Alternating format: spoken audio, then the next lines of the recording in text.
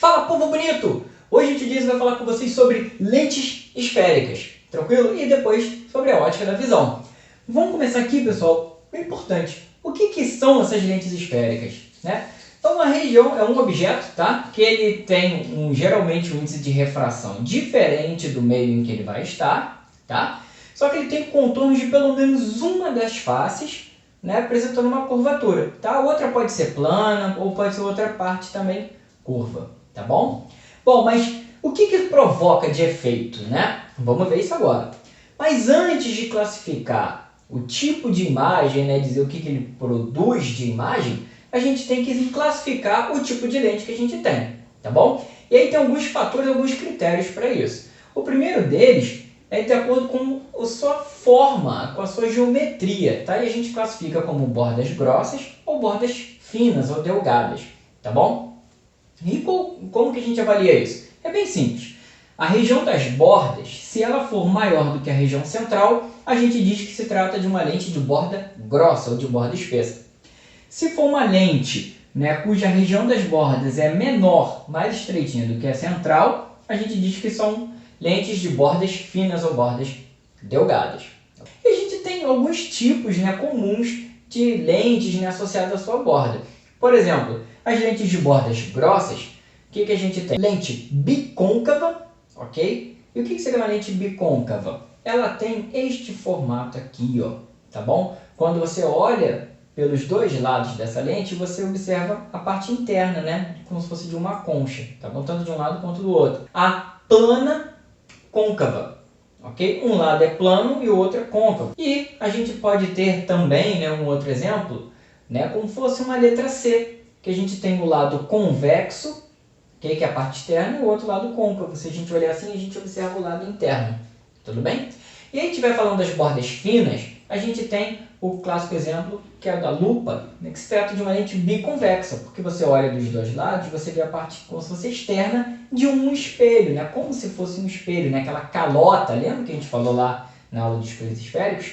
Então é a mesma analogia, parte externa convexa, parte interna côncava, tá bom? Então quando você tem uma lente que o lado dela é bolhado assim para fora, é convexa, tá? E deste outro lado também é, no caso da lupa. Então é biconvexa. Convexa de um lado, convexa do outro, ok? A gente acaba tendo também a plano convexa, né? Que acaba aparecendo a letra D, ok? Côncava convexa, ok? Desse lado aqui é côncavo e a parte mais externa aqui, convexa. Fechou, pessoal? Então, e aí para poder a gente classificar melhor a nossa lente, que vai dar diferentes tipos de imagem, a gente também precisa avaliar os índices de refração dessa lente e do meio em que ela vai estar, tá bom? A gente sempre vai fazer essa comparação. Então, são 3 os fatores que determinam o comportamento de uma lente: índice de refração do meio, índice de refração da lente e a geometria, a forma dessa lente. Okay? Vamos ver aqui nesse quadrinho que resume tudo isso que eu comentei. Esse é o caso mais geral, pessoal, onde eu tenho aqui, ó, vou até destacar, o índice de refração da lente maior do que o índice de refração do meio. Okay? Então, se eu tiver essa condição, índice de refração da lente, que é o N2, maior do que o índice de refração do meio, se a lente for grossa, tá, de borda grossa, né, ela vai ter um comportamento divergente, como esse primeiro caso aqui, tá vendo? Tá? Então os raios vão se separar, vão divergir, ok? E a representação que a gente tem, ó, é um traço vertical com 2 triângulozinhos, ó, assim, beleza? De cabeça para baixo aqui em cima e embaixo um triângulozinho direito, tá bom? E agora aqui, ó, se o índice de refração do meio for maior do que o índice de refração da lente, aí o comportamento é outro, tá bom, pessoal? E aí a lente que tem borda grossa vai se tornar convergente e a de borda fina vai se tornar divergente, tá bom? Então só para destacar, pessoal, temos aqui o comportamento, né, aparência de uma lente divergente e aqui convergente, ó, borda fina, índice de refração maior do que o do meio, tá bom? Seguindo aqui, a gente precisa agora, antes de falar necessariamente sobre a formação das imagens, eu tenho que comentar com vocês sobre alguns pontos que são um pouquinho diferentes dos espelhos esféricos, tá bom? E da forma que os raios vão se comportar aqui, os raios notáveis, ok? Bom, então, antes a gente tinha o vértice do espelho, né? Do espelho esférico. Então, agora aqui vai mudar. O ponto no meio da lente é chamado de centro óptico, ok? Foco continua sendo foco, só que agora eu tenho dois. Né? No espelho convergente, que é esse aqui de cima, eu tenho o foco do objeto aqui e o foco da imagem aqui. Deixa o outro lado, tá bom? No espelho divergente é o oposto, tá? Belezinha? E aqui, ó, eu tenho também o anteprincipal, que é esse Azinho, né? Esse A faz o papel, né? Ele é como se fosse o centro de curvatura lá dos espelhos esféricos, ok? Então vamos ver aqui os raios notáveis, pessoal. Quais são eles? O primeiro diz o seguinte: se um raio incidiu direto no centro óptico, ele não vai sofrer desvio. Então ele ó, cruzou aqui e passou direto, tá bom? O segundo diz o seguinte: o raio que vai chegar ao espelho paralelo ao eixo óptico vai passar pelo foco, ok? Vai passar pelo foco lá da imagem. Então aqui, pessoal, olha só, tá vendo? O que vai paralelo passa pelo foco. Isso não mudou, tá vendo? Agora, mas olha, observa o seguinte, olha o comportamento dessa convergente, agora olha da divergente. Porque o que acontece? No caso da divergente, os raios vão se separar, vão divergir. Então, o que a gente avalia é o prolongamento dos raios que emergiram, que saíram para o outro lado. Então, ó, o prolongamento do raio, né, que emergiu aqui, ó, sendo que ele chegou paralelo, vai passar pelo foco e imagem. Tudo bem? E o terceiro diz o seguinte: o raio que chegou pelo anteprincipal do objeto vai sair pelo anteprincipal da imagem. Então ele vem aqui, ó.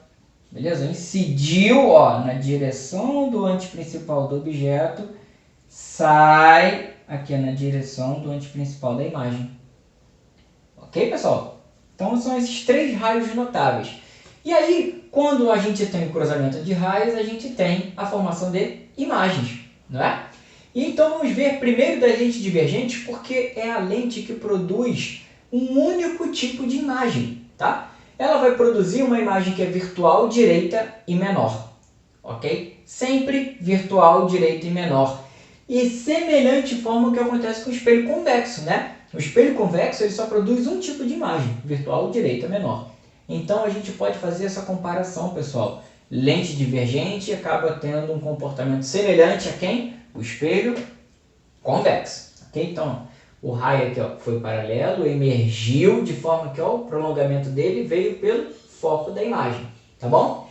E aí o cara ó, que veio direto, foi direto pelo centro óptico, não sofreu desvio. Raios se cruzaram, formação da imagem aqui, ó, tá vendo? Pequenininha, direita, né, mesma orientação, e virtual que foi formado pelo prolongamento dos raios.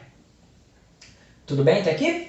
E agora lentes convergentes. Bom, se a lente divergente tem um comportamento semelhante ao espelho convexo, as lentes convergentes vão ter um comportamento semelhante ao espelho côncavo. E o espelho côncavo tem imagens diferentes de acordo com o posicionamento do objeto, né? De forma geral, o que a gente tem?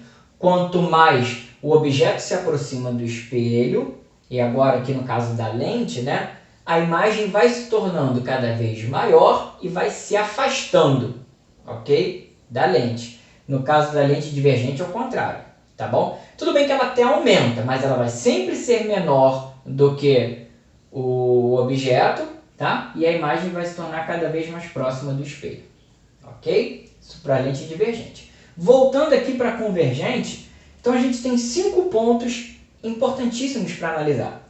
Bom, quando o objeto está antes do anteprincipal, a imagem é real invertida menor. Vamos aproximar um pouquinho, agora sobre, exatamente em cima do anteprincipal. O que acontece com a imagem? Continua sendo real e invertida, mas agora ela cresceu e já está do mesmo tamanho. Agora, entre o anteprincipal e o foco, o que acontece? A imagem real invertida se torna maior agora que o objeto, tá bom? E quando o objeto está sobre o foco? Quando o objeto estiver sobre o foco, não vai formar imagem e a gente classifica ela como imprópria, tá bom? E aqui o último tipo que a gente tem, galera, é entre o foco e o centro óptico, né? O que vai acontecer? A imagem vai se tornar virtual, direita e maior, tá bom? Então, ou seja, o comportamento idêntico ao que a gente tem no espelho côncavo. Falando aqui, meus amores, vamos ter agora o estudo analítico dessas lentes. Como assim, Jason? Bom, claro que a gente tem equações para poder saber como que vai ficar a posição da imagem, o tamanho dela, a proporção, distância focal, enfim, beleza? Então vamos ver aqui o seguinte, pessoal. Esse A representa ampliação, né? Amplificação, magnificação, ou seja, a razão entre o tamanho da imagem I e o tamanho do objeto O. Né? Isso é igual a menos P' sobre P. Ou ainda, muito importante também, essa equação direta aqui, ó. O A, que é a ampliação, é distância focal dividido pela distância focal menos a distância do objeto até o centro óptico. Okay? Importante também, galera, que é novidade, estamos falando de lentes convergentes e divergentes. Então, a gente tem que tratar sobre essa característica dela, essa capacidade de convergir ou divergir, né, os raios luminosos. E é isso chamado de convergência ou vergência, que a gente está representando com a letra C aqui, mas em alguns lugares também vocês podem ver com a letra V, tá bom? E essa convergência é 1 dividido pela distância focal, né? E aí, como a distância focal tem que estar em metros, uma forma de representar a convergência é em metro a menos 1 ou dioptria. Essa dioptria é o que a gente chama de grau de um óculos, beleza? Bom, e aqui, pessoal, a gente tem também já conhecidas nossas nessas duas lá dos espelhos esféricos, né? 1 sobre F, que é a distância focal, é igual a 1 sobre P mais 1 sobre P', ou F, né, é P vezes P' dividido por P mais P', tá? Esta aqui é muito importante, que é a equação dos fabricantes de lente, ou seja, para poder determinar qual deve ser a distância focal de uma lente com base no raio de curvatura de um segmento da lente, no raio de curvatura do outro segmento dessa lente, beleza? Índice de refração dessa lente e o índice de refração do meio, que geralmente vai ser o ar, então o índice de refração aqui vale 1. Tranquilo? Pessoal, vamos importar agora aqui, ó, vamos dar foco aos sinais, né, que a gente tem, as convenções. Se a lente for convergente, a gente diz que a distância focal dela é positiva e a convergência também. Lente divergente, distância focal negativa, então a convergência, né, dela é negativa. Se for uma parte côncava da lente, o raio de curvatura R aqui, ó, um desses, tá bom? Vai ser negativo, tá? Se for o primeiro que você está vendo aqui, vai ser o R1. Se for o do outro lado, vai ser R2. O lado está perto ali, tá bom? Convexo, esse raio é positivo, beleza? E se a imagem for real, a gente vai usar a notação de que a distância P', né, da imagem até o centro óptico é positiva. E se a imagem for virtual, P' vai ser negativo. Tudo bem? Agora a gente vai falar sobre a ótica da visão, tá bom? Vamos entender como isso funciona. Pessoal, temos basicamente aqui, ó, dois caras muito importantes, que é o cristalino, que vai servir como uma lente, beleza, convergente, em qual os raios luminosos vão entrar, vão sofrer refração para dentro do nosso globo ocular, tá bom? E a imagem vai ser formada no anteparo, numa camada chamada de retina. Tudo bem? Bom, pessoal, importante aqui também, ó, claro, né, que temos aqui na frente a íris, né, que acaba interferindo também na pupila. E para que esses caras atuam? Para poder controlar a intensidade de luz que chega aos nossos olhos, tá bom? Que vão entrar aqui, belezinha? Bom, e aí, só fixando, cristalino serve como lente, retina serve como um anteparo, imagem formada, real, invertida e menor.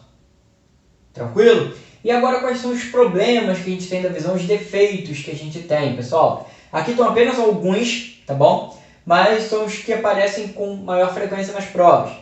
Miopia. O que acontece? A gente tem um globo ocular mais alongado. Com isso, o que acontece? A imagem vai se formar antes da retina. E aí, qual é a consequência? Dificuldade de ver objetos distantes. Como corrigir? Lentes divergentes com distância focal igual a menos o ponto remoto. E o que é esse ponto remoto, Jason? Quão longe você enxerga com nitidez. Esse é o ponto remoto, tá bom? Hipermetropia é o oposto da miopia. Aqui, na hipermetropia, o globo ocular vai ser encurtado Então, o que vai acontecer? A imagem vai se formar atrás da retina, dificuldade de ver objetos próximos. O que a gente precisa? De uma lente convergente, tá bom? E qual a característica dessa lente convergente? 1 sobre a distância focal dela, que é a convergência, é 1 sobre 0,25 menos 1 sobre pp, que é o ponto próximo. Ou seja, é o local mais próximo dos seus olhos que você enxerga com nitidez, tá bom? Geralmente, para a pessoa que tem a vista normal, é em torno de 25 centímetros, então por isso esse 0,25. Mas quem sofre de hipermetropia, esse valor é alterado, tá bom? Astigmatismo. Qual é o problema, né? Qual é a causa? A córnea que apresenta uma deformação, então ela não é perfeitamente ou meio circular, né? Ela vai apresentar um formato mais ovalado. Consequências, você vai ter diversos pontos de foco, né? E aí com isso, como que você corrige? Lentes bifocais. Temos também, né, a presbiopia, que é a vista cansada, né, que é um problema bem semelhante da miopia, ok? Só que é o cristalino que já perde sua elasticidade. Temos também o estrabismo, que é a ausência do paralelismo dos olhos, né? Que aí quando a pessoa, né, ela tem um estrabismo para dentro, né? Aí que acabam chamando a pessoa de vesga, né? Não é um termo legal isso, é bem chato, né? E a pessoa pode ter o estrabismo também lateral para fora. Fora também o estrabismo na vertical, para cima e para baixo. Tudo bem, pessoal? E aí, para isso, a gente usa lentes prismáticas. Tudo bem? Ou então, cirurgia. Beleza, galera? Então, isso aqui que a gente tinha para poder ver, né, de forma mais rápida aqui as lentes esféricas e a ótica da visão. Então, bons estudos para todos e até a próxima.